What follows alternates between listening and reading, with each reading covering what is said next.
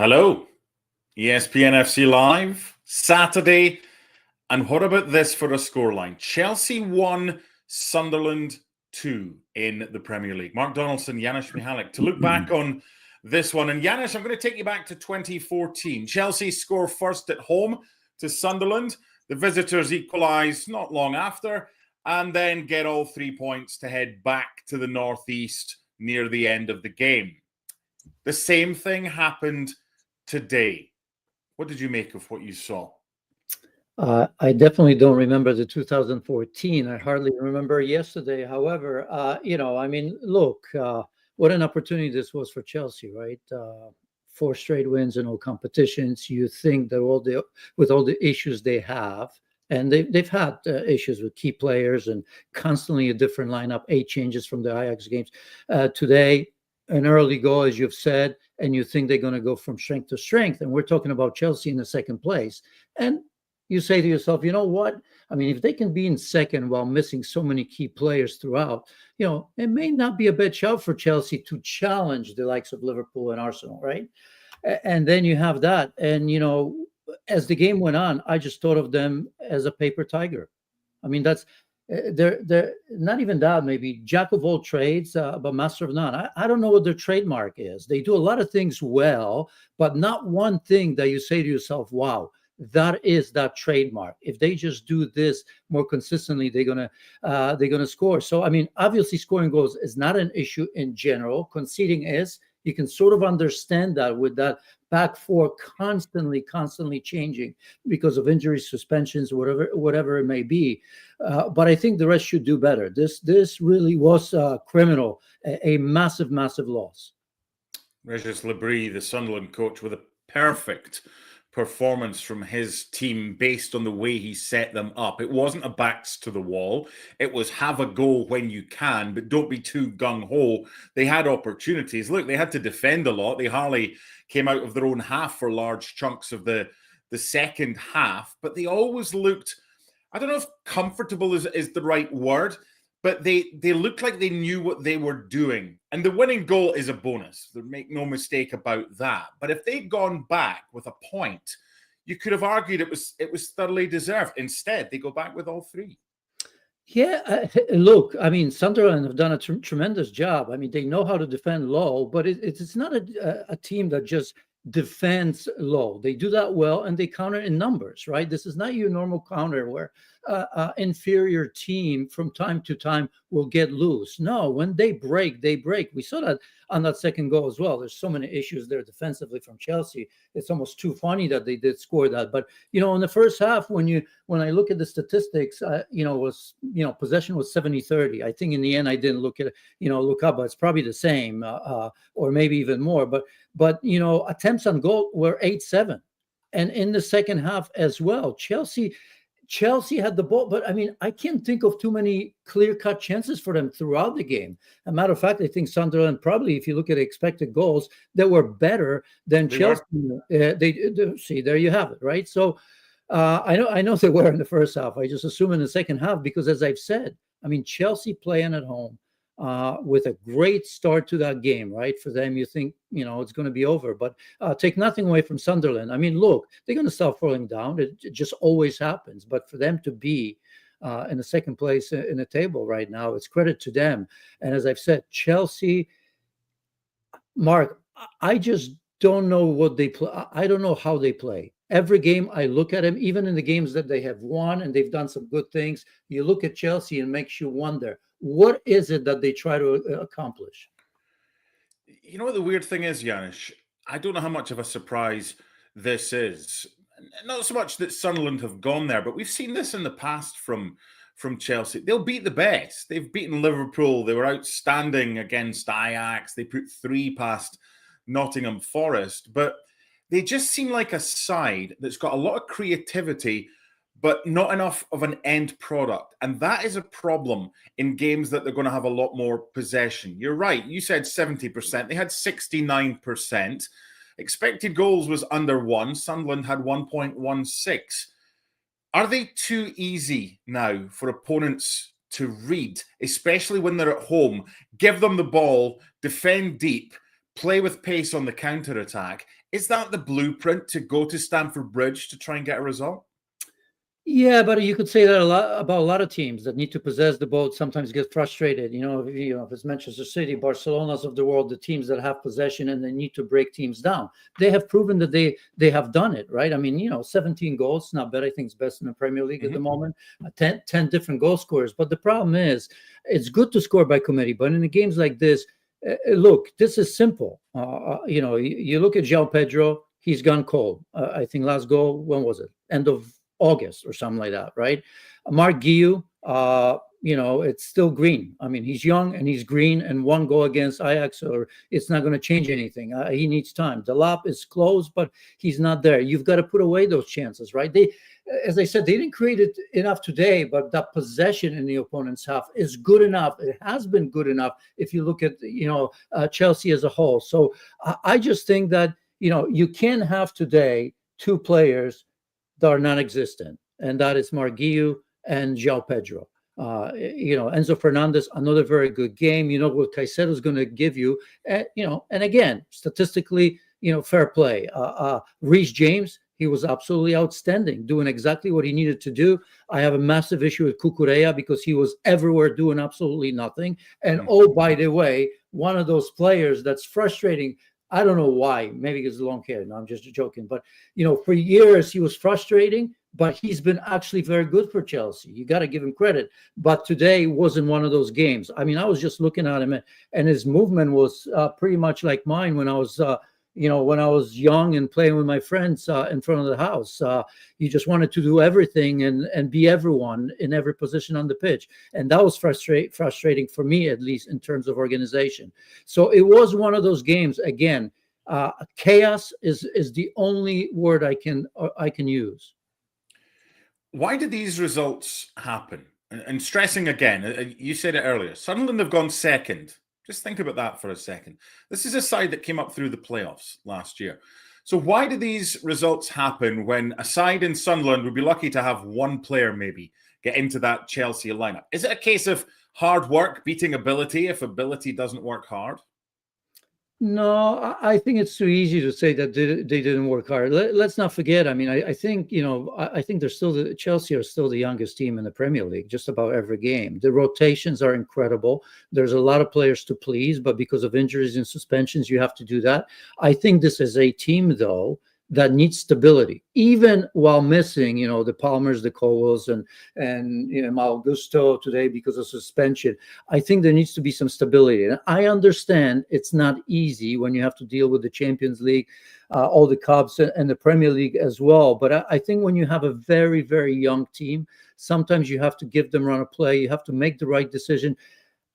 Look, I think that Maresca sometimes changes things for the sake of changing. I think his read on Garnacho today was terrible. I mean, it was so easy to take Pedro Neto, who did nothing. A player, once again, that I very much admire, that's been very good for Chelsea. He's certainly a creative player. But when Esteval came in, Garnacho scored the goal. I think he was very much involved, made some bad decisions, but he was always attacking. He looked always dangerous, and it would have been easy. Leave Garnacho there. Esteval comes on the right side. Didn't understand that as well. So all these changes, all these rotations, fair play. But it seems to me that it's just one massive rotation every game. When Garnacho was substituted, as you've just referenced, by Esteval, he was annoyed. He was frustrated. He'd scored the goal and he came off. You've played the game, Janusz, and like Stevie Nicol as well. Like when Liverpool won those titles, they had 15, 16 players, and that was about it. It was same again. You win, it was same again if there's no injuries. How frustrating must it be? We spoke earlier about Chelsea having all these ways of creating potential goals, but not enough to actually put the ball in the back of the net as far as strikers are concerned. If you're a player and no matter how well you do, because Garnacho, as you quite rightly said, was by no means the worst today, you might not even get an hour. How is that possible to gain that kind of repeat consistency and momentum? Yeah, and especially for a player that has left Manchester United. I mean, he's not an easy player to deal with, as we all know, right? But he's looking for consistency. He's looking for the time that when he does play well, that he's going to get that opportunity. So I think this was a perfect moment for Maresca to recognize the fact that he was, arguably the Chelsea's, other than Reece James, best player, and keep him on, because that goes a long way. Because I almost have to imagine that Garnacho is at a stage that he almost expects to be taken out, because that's what's been happening to him for the last 2-3 seasons as well. And sometimes he deserved it, but today he didn't. So I bet you when he saw Estevao there, part of him probably said, "Come on, it can't be me this time, right?" Half expecting that it was him, and it was. So look, I mean, did that change the game? Is the reason that Chelsea lost? I don't know, but maybe because the game was so close, and who knows? Maybe he would have scored another goal. Let's not forget, I think there was that chance. I don't know if you remember Pedro Neto with Garnacho on the break, and he didn't give Garnacho a good ball. It was 2 against 1 because I think Sadiki made a wrong decision by not attacking the ball. I think if Pedro Neto gives him a proper ball in front of him, Garnacho goes one-on-one and perhaps scores that. What are Sunderland doing right? I think they're just play within themselves. They know what they've been, right? I think they sort of know that everybody expects them to go down. They have massive leadership in Xhaka, and that is absolutely worth repeating, right? It's not a coincidence, and I know everybody's singing his praises, but what he's done after leaving Arsenal, let's not forget, this was a captain that, remember his relationship with Arsenal fans at one point when he was coming off substituted. I don't think you can forget that, right? And I don't want to say love-hate relationship there, but definitely maybe not 100% sold on him. Then he goes to Leverkusen, shows his quality. Then everybody questions, why would he leave Bundesliga? And Leverkusen, who's been decimated, obviously, in terms of coaching and the best players, and all of a sudden goes to Sunderland. Well, I tell you what, Sunderland knew exactly what they were doing, because they probably came to him and said, look, help us. You're going to be the key player. You're going to be the reason that we are going to stay in Premier League, and we're not going to go down as everyone expects us to do. And again, today, exceptional in so many different ways on both sides of the ball, reading the game like the experienced player that he is. Sadiki, you look at Taubi, the goal scorer with the winner as well, coming off the bench and making the difference. This, by the way, one player scoring, because subs didn't help Chelsea in this one. So I just think it's one of those that when results go your way, you just grow. And as I've said, we saw that with Nottingham Forest last year. I wish Sunderland all the best. You got to get the points early. You get the points early, and then the pressure goes off. And I think if you look at Sunderland, they're definitely playing above themselves, Mark, because they've started so well, and they sort of know that if they defend the way they will, they have enough players to kind of get them over. And even Broby, speaking of substitutes, right, the way he held that ball up was superb, waiting for Salby. So it's just confidence of winning early. And taking care of your home form. Anything you get on the road, if you can pick up a point here or there, they won at Forest. They've now won at Chelsea. These are bonus games. Certainly the Chelsea one is. You go to Chelsea, you go to Arsenal, Man City, Liverpool, all these places. If you can get something there, it's points you don't kind of account for at the start of the season, but they're still unbeaten at home, and they've got Everton next. Now, look, you know fine well who I support, and my team's top of the league in Scotland, in Hearts. There's this element of getting carried away, but there's also the element of, hold on, we're Sunderland, or hold on, we're Hearts. We know our place. If you're a Sunderland fan right now, yes, it's great to be second. I'm sure you'd still take 17th in the table, but how far can they dream, given the start to the season that their side has had? Yeah, it's too early to dream for them, right? It's not. But Janusz, it's too late to dream when you start plummeting down the table if they go on a run of results. So why deny them the chance to potentially get a European spot? The likelihood is they're going to be bottom half of the table. But why can't they dream right now? Yeah, I just think that it doesn't happen when you're a player. After just a few games. No players, fans. Oh, fans. Yeah, I think even the fans, I think they're smart enough. They know their history. They know of a bit of a yo-yo, right? They know what has happened in the last 5, 6, 7 years. We all seen the documentaries and all of that, and the heartaches and all of that. So I think if you're a fan of Sunderland, you don't want to be disappointed again. So of course, I mean, if you're a fan, come another 2, 3, or 4 games. If they continue with this form, then you sort of like Forest. But look where Forest were, last season. I mean, just towards the end, they dropped off. So I think these fans are realistic. They've got to enjoy the moment. It seems to me that the players and the fans are doing that right now.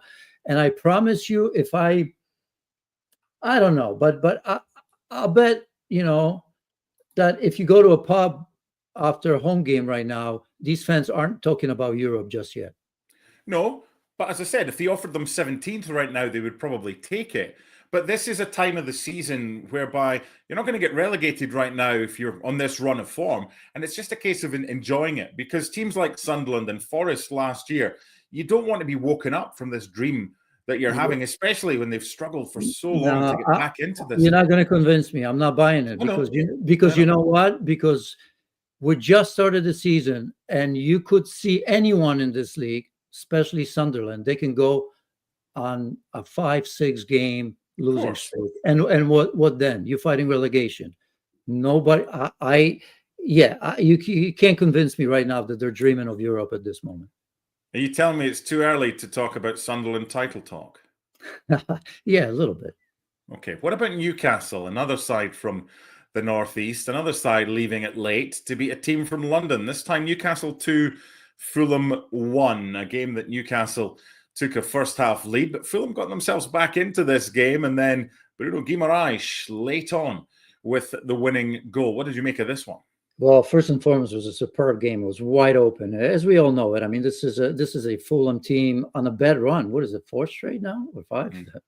But they can play. I mean, they were frankly as dangerous, if not more dangerous, than Newcastle were at times. I'll get to it at times, because certainly Newcastle had so many chances. But I thought that Newcastle were going to waste what they did early. They're going to waste the energy from St. James's Park, right? Because that should be a special place where they win everything this season. And granted, I mean, they've lost some games, Arsenal, Liverpool, even Barcelona comes to mind. Those are not easy matches. But I think for Newcastle, a team that wants to be in the Champions League, they should be taking advantage of that game. And they had so many chances. I mean, to hit the post twice. Voltemata one was a sitter.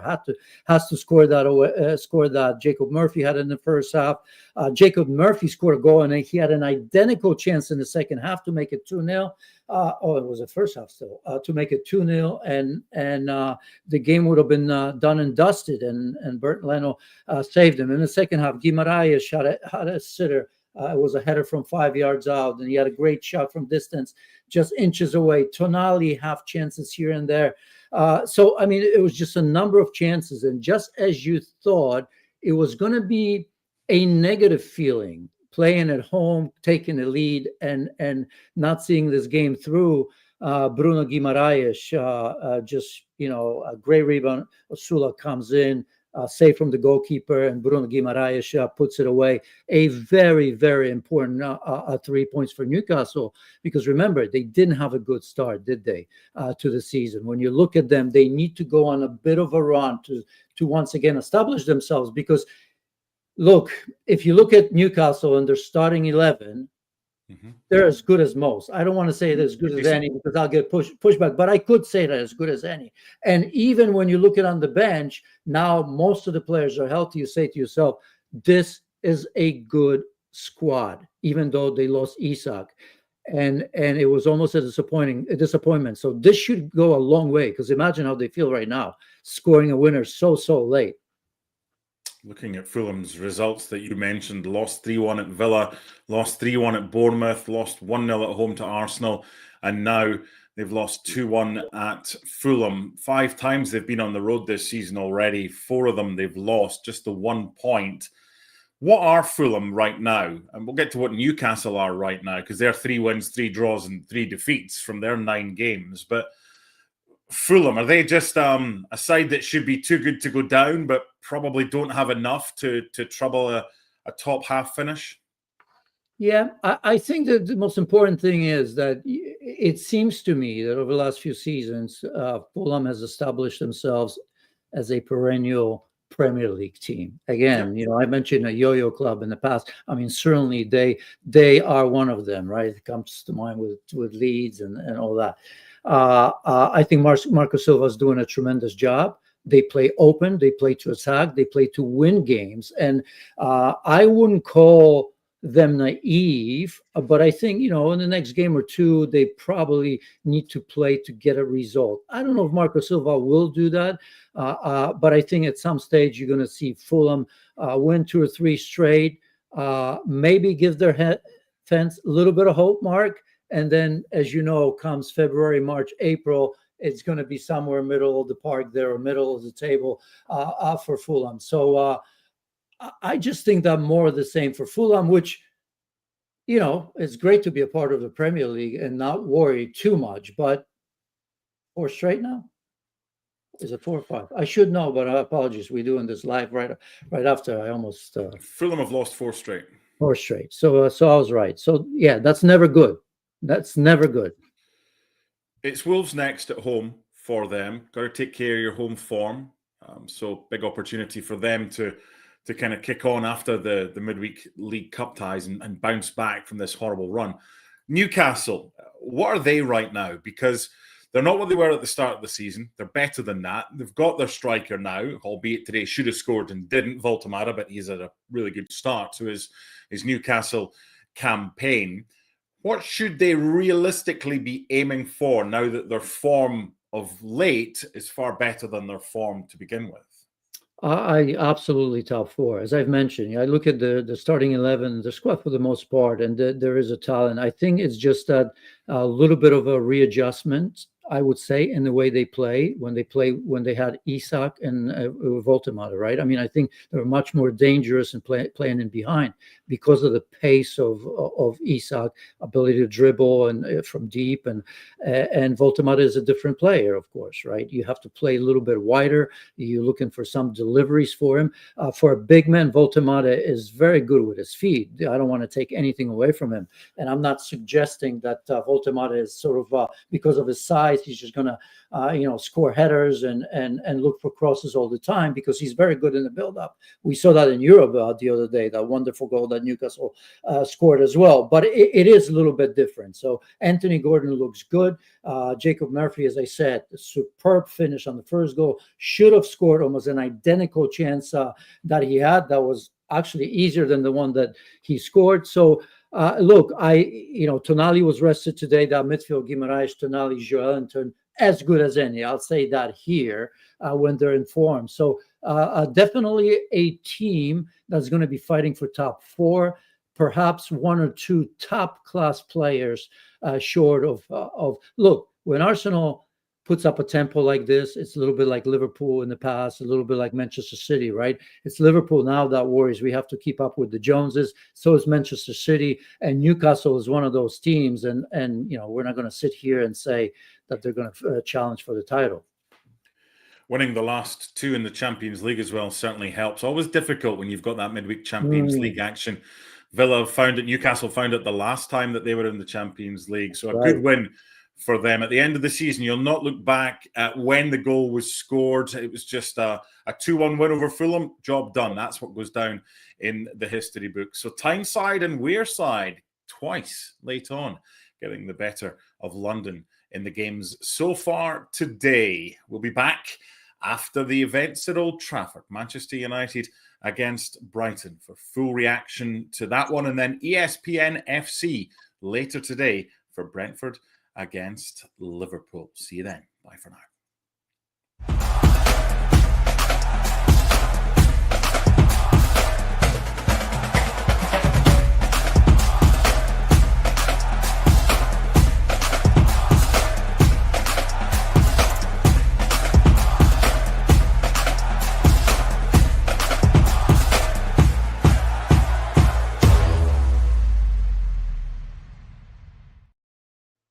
There you go, just in time for the next game.